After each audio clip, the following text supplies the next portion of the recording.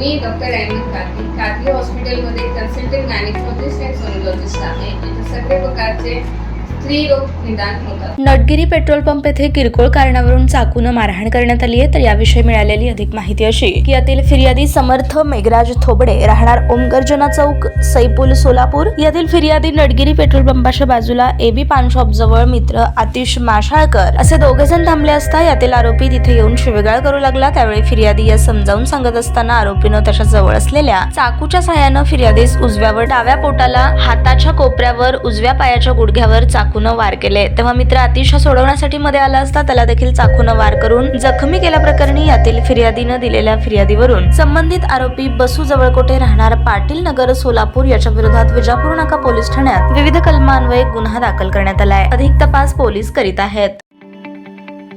ताज्या बातम्या पाहण्यासाठी प्राईम महाराष्ट्र न्यूज चॅनलला सबस्क्राईब करा.